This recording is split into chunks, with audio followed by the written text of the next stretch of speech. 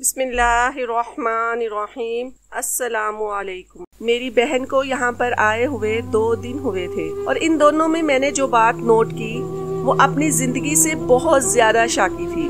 उनकी शादी को सिर्फ चंद माह ही हुए थे और मैंने ये पहली दुल्हन देखी थी जो कि शादी के चंद महीने बाद ही अपने शौहर से इस हद तक बदजन हो गई थी कि उनका अपने शौहर के साथ बात करने का दिल ही नहीं करता था। हालांकि उनकी पसंद की शादी थी। वो जब यहाँ पर रहने के लिए आती तो वापस जाने का नाम नहीं लेती थी।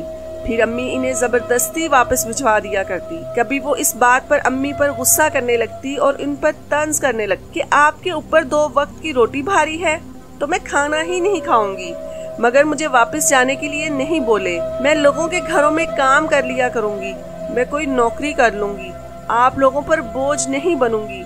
तब अम्मी अपना सर पीट लिया करती। तुम्हें क्यों नहीं समझ आती नूर, शोहर का घर ही औरत का असली घर होता है। अगर बिला वजह मैं तुम्हें अपने घर पे बिठा लूं तो जमाना मुझ पर थू थू करेगा कि कैसी तरबियत की है बेटी की। वो अपना घर चंद माह तक नहीं बसा सकी और अपनी माँ के घर आकर बैठ गई है। हम बूढ़े माँ बाप का ना सही तो अपनी बहनों का ख्याल करो, उनकी पूरी जिंदगी पड़ी है। अगर तुम्हारी यही रोश रही तो उनके बयाने के लिए कोई नहीं आएगा। सब यही समझेंगे कि जो बड़ी बहन के करतूत थे वही छोटी बहनों के भी होंगे। मेरी समझ नहीं आती तुम्हारा मसला क्या है। तुम दोनों मियाँ बीवी अकेले रहते हो, तुम्हारी सास नंद नहीं है, तुम्हारी कोई जिम्मेदारी नहीं है, तो फिर तुम्हें क्या मसला है। तब आपी जोर जोर से रोना शुरू कर दिया करती और अक्सर अम्मी उनके रोने से बुखला जाती थी। मगर इस वक्त अम्मी को सख्त गुस्सा आया हुआ था। उन्होंने कहा कि आज तुम्हारे शौहर आएंगे तो तुमने उनके साथ जाना है। और आपी बुरे दिल के साथ यहाँ से गईं। वो हम लोगों के साथ नाराज हो चुकी थी। उनके जाने के बाद मुझे बहुत अफसोस हुआ। मैंने कहा कि आपको इनके साथ सख्ती से पेश नहीं आना चाहिए था। अम्मी ने कहा कि अगर ब्याही बेटियों के साथ सख्ती से पेश नहीं आया जाए तो वो अपना घर नहीं बसा सकती। उनका घर बसाने के लिए उनके साथ सख्ती से पेश आना जरूरी होता है। अम्मी की मुंतक तो मेरी समझ से बाहर थी और आपी की तो मुझे समझ भी नहीं आती थी। इतना प्यारा घर था और शोहर ऐसा कि जिसके ख्वाब लड़कियां देखें। कम से कम मेरे बहनोई मेरे आइडियल थे। वो मुझे बेहद पसंद आए थे। जब वो आपी का रिश्ता लेने के लिए आए तो उस वक्त आपी बहुत ज्यादा कंफ्यूज हो रही थी। वो अकेले अंदर कमरे में चाय लेकर जाते हुए घबरा रही थी और बार बार मुझसे कह रही थी कि मैं उनके साथ चलूं। तब उनकी बात मानते हुए मैं उनके साथ कमरे में चली गई। हालांकि अम्मी ने मुझे सख्ती से मना किया हुआ था कि कोई भी लड़की कमरे में नहीं जाएगी। हम 5 बहनें थी और हमें मना किया गया था कि हम उनमें से कोई भी लड़के के सामने नहीं आएगी। मगर जब मैं आपी के साथ कमरे में गई तो अम्मी ने मुझे सख्त घूरी से नवाजा। असल में आपी हम 5 बहनों में से कम सूरत थी। इनका रंग भी सांवला था और देखने में भी इतनी पुरकशिश दिखाई नहीं देती थी और मैं सबसे ज्यादा खूबसूरत थी। मेरी खूबसूरती का हर कोई मदाह था और जो कोई मुझे देखता वो देखता ही रह जाता था। इसलिए अम्मी ने सख्ती से मुझे खास तौर पर ताकीद की कि मैं किसी भी तरह लड़के के सामने नहीं आऊंगी, क्योंकि आपी को पसंद करने वाले लोग अक्सर मुझे पसंद कर जाया करते थे। और जब मैं कमरे में गई तो मैंने साफ तौर पर महसूस किया कि लड़के की निगाहें मुझ पर थीं और मैं भी उसको देखकर ठटक कर रह गई। वो इस कदर शानदार मर्द था कि मैंने अपनी पूरी जिंदगी में ऐसा मर्द नहीं देखा था। मैं भी उसको पलके झपकाए बिना देखती ही रह गई और वो भी मुझे बड़े फुर्सत के आलम में देख रहा था। मुझे इस बात का पूरा यकीन था कि ये बंदा मेरे लिए ही रिश्ते की बात करेगा और मुझे ही पसंद कर लेगा, क्योंकि इसके अंदाजो अतवार बता रहे थे कि मुझे पसंद करने लगा है। और मेरी जैसी हसीन लड़की के सामने आपी की मामूली शक्लो सूरत की क्या अहमियत रखी थी, जबकि उनकी तालीम भी बिल्कुल वाजिबी सी थी।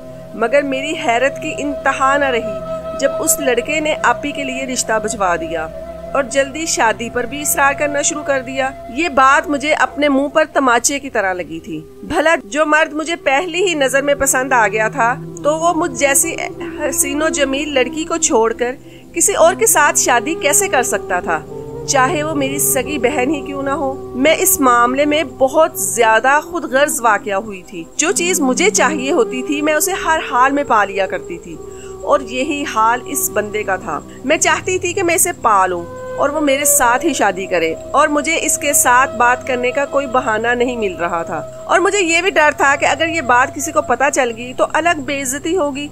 मगर मैं आखिरी बार इससे बात करना चाहती थी, अपनी गलत फहमी को दूर करना चाहती थी।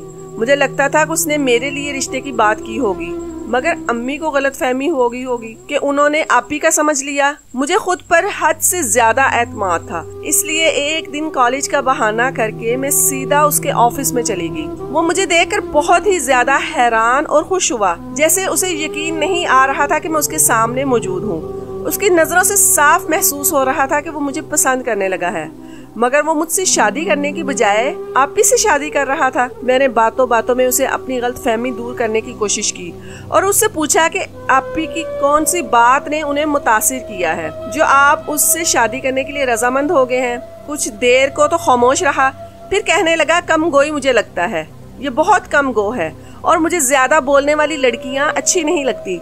इसके बाद मैं इधर उधर की बातें करती रही और मेरी ये गलत फहमी दूर हो गई थी कि उसने रिश्ता आपी के लिए ही भेजा था, मगर उसकी जबान उसकी आंखों का साथ नहीं दे रही थी। उसकी आंखें बता रही थी कि वो मुझे बहुत पसंद करने लगा था। अगर मुझे पसंद करने लगा तो वो मुझसे शादी क्यों नहीं कर रहा था। इसके बाद जोरों शोर से शादी की तैयारियां शुरू होने लगी, मगर मुझे लगता था कि मेरा दिल उजड़ चुका है, मुझे कुछ भी अच्छा नहीं लगता। मैंने बेदिली से शादी की तमाम तैयारियों में हिस्सा लिया। मुझे जिंदगी में पहली बार ही कोई इंसान पसंद आया और वहाँ से मुझे ठुकराया गया और मुझे ठुकरा कर उसने मेरी बहन से शादी कर ली। मैं भला सारी जिंदगी किस तरह से गुजार सकती थी। जिस इंसान से मैंने मोहब्बत की उसे मैं अपनी बहन के साथ हमेशा कैसे देख सकती थी। मैं जिस तरह से खुदगर्ज थी, ये सब कुछ बर्दाश्त करना मेरे लिए बहुत ही मुश्किल था। फिर बारात भी आ गई और आपी रुखसत होकर अपने घर चली गई और हमारा घर जैसे बिल्कुल खाली हो गया। हालांकि आपी बहुत कम बोलती थी और कभी कभी तो उनकी मौजूदगी का एहसास भी नहीं होता था कि वो घर में मौजूद भी हैं, मगर इसके बावजूद भी उनकी कमी न जाने क्यों सबको ही बहुत महसूस हो रही थी। अम्मी छुप छुप कर रो रही थी। एक तरह से तो वो खुश थी कि वो अपनी बेटी के फर्ज से सबको दोष हो गई हैं, मगर साथ ही वो रो भी रही थी।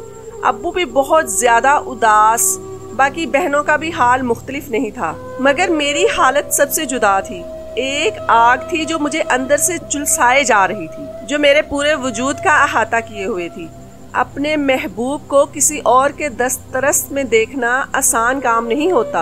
अगले दिन जब आपी घर में आई तो बहुत खुश थी और उन्हें खुश देखकर मुझे बहुत ही ज्यादा बेचैनी होने लगी। शाम को जब मेरे बहनोई आपी को लेने आए तो उनकी नजरें आपी की बजाय मेरा तवाफ कर रही थी। वो मुझ में बहुत ज्यादा दिलचस्पी ले रहे थे, मेरे बारे में छोटी छोटी बातें करें, मुझसे छोटे छोटे सवाल पूछ रहे थे और हमेशा की तरह इस बार भी ये सवाल मेरे दिल में सर उठा रहे थे कि ये बंदा मुझे पसंद करता है।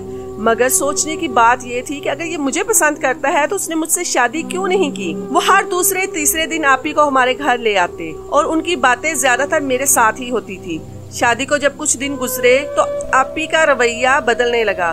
वो जो पहले हर वक्त हंसती खिलखिलाती रहती थी, अब वो हर वक्त गुस्से में और सोचों में गुम रहती थी और जब यहाँ पर रहने के लिए आती तो वापस जाने का नाम ही नहीं लेती थी। अम्मी इन्हें जबरदस्ती वापस भिजवा दिया करती थी, कभी समझा बुझा कर और कभी डांट डपट कर वापस भिजवाया करती थी।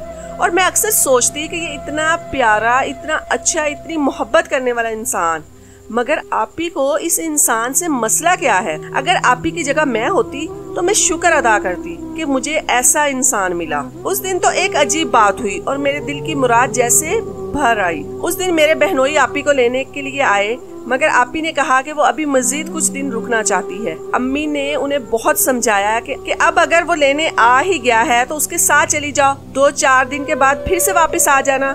मगर आपी किसी सूरत भी नहीं मानी। अम्मी उससे पूछ कर थक गई थी कि तुम वजह तो बताओ कि आखिर वजह क्या है, तुम क्यों नहीं वापस जाना चाहती हो, तुम्हें मसला क्या है। तुम्हारी सास माजूर है, तुम्हें तो उनकी देखभाल भी नहीं करना पड़ती, उनके लिए तो अलग से मुलाजमा आती है, नंद का झंझट नहीं है, अपनी नींद सोती हो, अपनी मर्जी से उठती हो, कोई रोक टोक नहीं, जहाँ जाना चाहती हो चली जाती हो।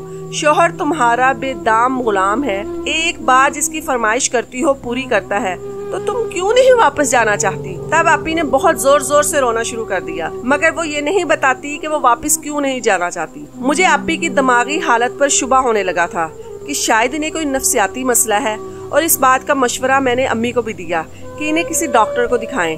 उस दिन जब मेरे बहनोई वापस जाने लगे तो अम्मी ने मुझे कहा कि भाई को दरवाजे तक छोड़ आओ। जब मैं इन्हें छोड़ने के लिए जा रही थी तो बाहर निकलते निकलते उन्होंने मेरा हाथ पकड़ लिया। ये सब मेरे लिए बिल्कुल अनोखी बात थी, मगर ये मेरे महबूब का लम्स था। वो मेरा बहनोई था, ये मैं बोल चुकी थी। मुझे बस ये याद आ गया कि वो मेरा महबूब था और उसने मेरा हाथ थाम लिया।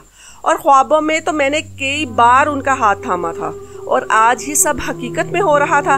उसने कहा कि उससे शादी के इंतखाब में गलती हो गई है। दरअसल वो मुझे पसंद करता था और मेरे साथ शादी करना चाहता था और हमेशा की तरह मेरी जुबान पर वही सवाल आ गया जो मैं इतने अरसे में 1,00,000 बार सोच चुकी थी, तो फिर आपने मुझसे शादी क्यों नहीं की? अब की बार वो खामोश हो गया और कहने लगा कि बस मुझसे गलती हो गई, मैं अपनी गलती को सुधारना चाहता हूँ।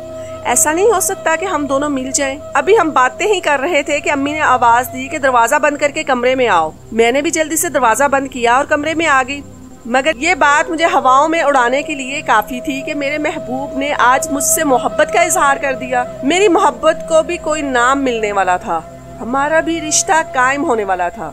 मैं बहुत ज्यादा खुश थी। इस खुशी में मैं ये भूल चुकी थी कि आप भी बहुत ज्यादा रो रही हैं। अम्मी उनसे पूछ पूछ कर थक चुकी थी कि तुम क्यों रो रही हो, तुम वापस क्यों नहीं जाना चाहती हो। मगर उनकी एक ही रट थी कि वो अब कभी भी उनके साथ नहीं जाएंगी। और मैं अपनी मस्ती में मस्त ये सोचना गवारा नहीं किया कि वो इतने हसीनो जमील इंसान का साथ देने पर रजामंद क्यों नहीं हो रही। शुरू में तो वो बहुत ज्यादा खुश थी, मगर अब ऐसा क्या हो गया? अब वो खुला लेने की बात कर रही थी। अम्मी अब्बू इन पर बहुत ज्यादा दबाव डाल रहे थे कि वो अपना फैसला बदल ले, मगर वो अब किसी सूरत भी फैसला वापस लेने को तैयार नहीं थी। वो उससे वजह पूछ पूछ कर थक चुके थे कि वो उससे क्यों तलाक लेना चाहती है, मगर वो वजह बताने पर रजामंद नहीं थी। यही बात है कि मैंने अपने बहनोई को कॉल करके पूछा कि आप भी आपके साथ क्यों नहीं रहना चाहती। एक पल तो वो खामोश हो गए, जैसे मुझसे ऐसे सवाल की तवक्को ना हो, मगर फिर कुछ सोचते हुए बोला कि तुम्हारी आपी ने क्या वजह बताई है। और मैंने कहा कि वो तो कुछ भी बताने को रजामंद नहीं हो रही, उनकी बस एक ही रट है कि उन्होंने आपके साथ नहीं रहना।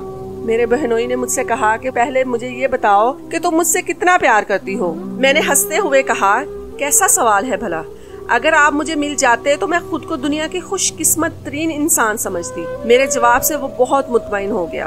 उसने कहा कि मैं तुमसे बहुत प्यार करता हूँ, बस मुझसे शादी करने के इंतखाब में गलती हो गई है, मगर अब मैं अपनी गलती को सुधारना चाहता हूँ।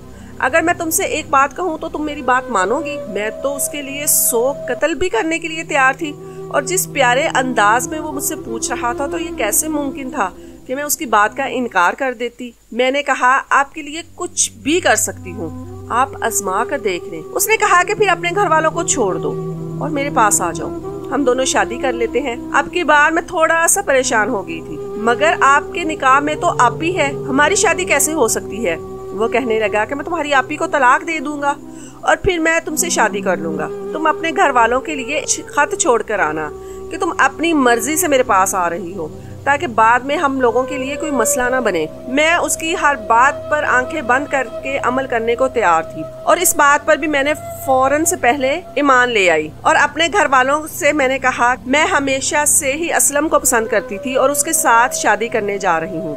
आप लोगों को मुझसे राब्ता करने की या मुझे ढूंढने की जरूरत नहीं। जब आप लोगों का मेरे लिए गुस्सा ठंडा हो जाएगा तो मैं आप लोगों से मिलने के लिए आ जाऊंगी। उसके बाद मुझे मेरी जमीन ने रोकने की बहुत कोशिश की। ये गलत है, तुम्हें ऐसा नहीं करना चाहिए, तुम्हें अपनी बहन का घर खराब नहीं करना चाहिए। मगर मैं ये सोचकर खुद तसल्ली दे देती थी कि मेरी बहन तो खुद वहाँ पर नहीं रहना चाहती, तो ऐसे में अगर मैं उसके साथ शादी कर लूँ तो मेरी बहन को क्या मसला होगा। मगर मैं पागल ये नहीं सोच रही थी कि मेरी बहन वहाँ पर क्यों नहीं रहना चाहती। इतना प्यारा शोहर, इतनी दौलत, रुपया, पैसा, आराम, घर में काम करने के लिए नौकर चाकर, हर बात की आजादी, फिर आप ही वहाँ पर क्यों नहीं रहती थी। उस दिन मैं अम्मी के कमरे में जा रही थी जब कमरे से आती बातों पर ठटक कर रह गई। ऐसा नहीं कहते नूर, जिंदगी के फैसले यूं अचानक से नहीं किए जाते। मर्द तो सभी एक जैसे होते हैं। जब 1-2 बच्चे हो जाएंगे तो तुम्हारा शोहर भी सुधर जाएगा। इतने में मैं कमरे में चली गई और वो दोनों बातें करते करते खामोश हो गई। अधूरी बातें सुनकर मैं उलझ गई कि ऐसी क्या बुराई है उस शख्स में। मैंने बहुत बार पूछने की कोशिश की, मगर उन दोनों ने मुझे ये कहकर टाल दिया कि तुम अभी बच्ची हो, तुम्हारा बड़ों की बातों से कोई लेना देना नहीं। जब ये बात मैंने अपने बहनोई से की तो वो गड़बड़ा कर कहने लगा कि दरअसल मैं तुमसे प्यार करता हूँ, हर वक्त मेरे ख्वाबों ख्यालों में तुम छाई रहती हो, इस वजह से मैं तुम्हारी बहन को वो टाइम नहीं दे सकता जो उसे देना चाहिए था, और ना ही वो मोहब्बत दे सकता हूँ। शायद इस बात पर वो मुझसे खफा हो गई है, मगर मैं अपने दिल का क्या करूं जिसमें सिर्फ तुम ही तुम हो। मैं किसी और को अपने दिल में जगह नहीं दे सकता। उसकी लच्छेदार बातों में मैं आ गई। बस एक बार तुम मेरी जिंदगी में आ जाओ तो तुम्हें खुद पर रश्क आने लगेगा। मैं तुम्हें इतना प्यार दूंगा कि तुम खुद हैरान रह जाओगी कि कोई किसी से इतना भी प्यार कर सकता है। इसके अलावा रात गए तक वो मुझसे बातें करता रहा, मुस्तकबिल के सुहाने सपने दिखाता रहा। मैंने फैसला कर लिया कि मैं इस शख्स से जरूर मिलूंगी, जरूर इसके साथ शादी करूंगी। माँ बाप का क्या है, वो तो औलाद को माफ कर देते हैं, बड़ी से बड़ी खता भी माफ कर देते हैं, और वो मुझे भी माफ कर देंगे। अगर मुझे ये शख्स ना मिला तो मैं खुद को कभी माफ नहीं करूंगी। जब मुझे जिंदगी एक मौका दे रही है तो मुझे इससे जरूर फायदा उठाना चाहिए। ये ना हो कि मेरी शादी किसी और से हो जाए और मैं सारी जिंदगी इस शख्स को अपने ख्वाबों से दिल से ना निकाल सकूं और जिंदा लाश बनकर रहूं। तो फिर ऐसी जिंदगी का क्या फायदा। जिंदगी इंसान को एक ही बार मिलती है और उसे अपने मनपसंद शख्स के साथ ही गुजारनी चाहिए। फिर मैंने फैसला किया कि घर वालों के नाम एक खत छोड़कर जाऊंगी जिस पर मैंने रजामंदी लिखी थी कि मैं असलम के पास जा रही हूँ उसके साथ शादी करने के लिए, और मैं रात घर वालों की इज्जत रोंद कर उसके साथ चली गई और वो मुझे लेकर सीधा शुमाली इलाका जात में आ गया ताकि हम लोग तन्हाई में वक्त गुजार सके और कोई हमें डिस्टर्ब ना कर सके। उसने मेरी बहन को तलाक दे दी थी और फिर मुझसे निकाह कर लिया। मैं बहुत ज्यादा खुश रहने लगी थी, बहुत ही ज्यादा खुशकिस्मत खुद को समझने लगी। मुझे एक बार भी अपने घर वालों का, अपनी बहन का ख्याल नहीं आया। जिंदगी बहुत भरपूर अंदाज में गुजर रही थी। शादी को 2 महीने हो गए थे और मुझे ये खबर मिली कि मैं माँ बनने वाली हूँ, और ये बात सुनकर तो मैं खुशी से पागल हो चुकी थी, मगर मेरे शौहर का रवैया नॉर्मल ही था। 2 महीने शुमाली इलाका जात में गुजारने के बाद हम लोग वापस आए तो पता चला कि मेरे घर वाले कितने ही चक्कर पर चक्कर लगा चुके हैं मुझसे मिलने के लिए, मुझसे बात करने के लिए, मगर मैं पत्थर दिल बनी रही। फिर भी इन लोगों से मिलने के लिए नहीं गई। मुझे अपनी अम्मी से बहुत डर लगता था। मैं जानती थी कि मैं जब भी वहाँ पर जाऊंगी उनके गुस्से के एताब का निशाना बनूंगी और वो मेरा बिल्कुल भी लिहाज नहीं रखेंगी। इसलिए मैं हालात से फरार अख्तियार कर रही थी। फिर जब मैं अपनी सास के कमरे में उनसे मिलने के लिए गई तो उन्होंने मुझे देखकर नफरत से दूसरी तरफ मुंह फेर लिया। जब इस बात का शिकवा मैंने अपने शौहर से किया तो वो कहने लगा कि तुम्हारी बहन से बहुत अकीदत थी, वो इनका बहुत ज्यादा ख्याल रखती थी, बस इसी वजह से वो गुस्से में है कि तुमने अपनी बहन की जगह लेकर उसके साथ ज्यादती की है। मैंने अपनी सास का हर तरह से ख्याल रखने की कोशिश की। उनके लिए एक अलग से मुलाजमा आती जो नहलाती और इन्हें खाना खिलाती थी। मैं उनके साथ सिर्फ बातें करने के लिए, वक्त गुजारने के लिए जाती थी ताकि इनके दिल में थोड़ी बहुत जगह पैदा कर सकूं, मगर वो मुझसे किसी भी सूरत बात करने को तैयार नहीं होती और मैं जब भी कमरे में जाती तो वो मुंह दूसरी तरफ फेर लेती। जब मैंने उनका ये रवैया देखा तो उनके कमरे में जाना छोड़ दिया। जब मेरे शौहर घर पर होते तो उनको दिखाने के लिए उनके साथ उस कमरे में चली जाया कर। 3-4 महीने तो बहुत अच्छे तरीके से गुजर गए और फिर एक दिन कुछ ऐसा हुआ जो मुझे हिला कर रख गया। काफी दिनों से मेरा शौहर बहुत ही ज्यादा लेट आ रहा था। आधी रात को वो घर वापस आते थे और जब इस बारे में मैं पूछती तो प्यार से मुझे बहला लिया करते कि वो काम में मसरूफ थे। शुरू में तो वो मुझे प्यार से बहलाते रहे, मगर अब वो मेरे सवालों जवाब से तंग आने लगे थे और अब मुझे गुस्से से झिड़कने लगे थे। उनका ये रवैया मेरे लिए नाकाबिले बर्दाश्त था और मुझे समझ नहीं आ रहा था उनके रवैये के बदलाव की वजह क्या है। मैंने हर तरह से उनका दिल लुभाने की कोशिश की, मगर वो दिन ब दिन बदलते जा रहे थे। उनकी मोहब्बत जैसे कहीं कम होती जा रही थी। और एक दिन मैं अपने कमरे में बैठी हुई थी जब वो काफी लेट घर में आए। उनको घर आए काफी देर हो गई थी, लेकिन वो अभी तक अपने कमरे में नहीं आए थे। मैं कितनी देर तक इंतजार करती रही, ये सोचा कि जब मैं कमरे में हूँ तो ये बहुत ज्यादा वक्त कहाँ गुजार रहे हैं। मैं बेचैन होकर कमरे से बाहर निकल आई और जब मैंने अम्मी के कमरे में देखा तो वहाँ पर भी नहीं थे। फिर मैंने मुलाजमा से पूछा कि असलम कहाँ है, तो वो हंसते हुए बोली कि ड्राइंग रूम में है। एक बार तो मैंने ये सोचा हो सकता है कि उनका कोई खास मेहमान आया हो इसीलिए ड्राइंग रूम में है, मगर फिर मुझे मुलाजमा का अंदाज याद आया। कि जो कि बहुत ही अजीब था। जब ड्राइंग रूम के दरवाजे से झांक कर मैंने देखा तो मेरे पैरों तले से जमीन निकल गई। वो एक औरत के साथ थे। मुझे समझ नहीं आ रहा था कि मैं क्या करूं। मैं अपने कमरे में वापस आ गई और रात के पिछले पहर वो कमरे में आए और जब मैंने उनसे बात पुरस की कि वो औरत कौन थी जिसको वो घर में लेकर आए थे, पहले तो वो मुझे प्यार से बहलाते रहे, लेकिन जब मैंने गुस्सा करना शुरू किया तो उन्होंने मुझ पर हाथ उठाना शुरू कर दिया और मैं हक तक रह गई। अब तो ये मामूल बन गया था और वो तरह तरह की औरतों को घर में लाने लगे और वो सीधा बेडरूम में ले आते थे और मुझे कहते थे तुम यहाँ से चली जाओ। अब मैं बहुत ज्यादा पछता रही थी।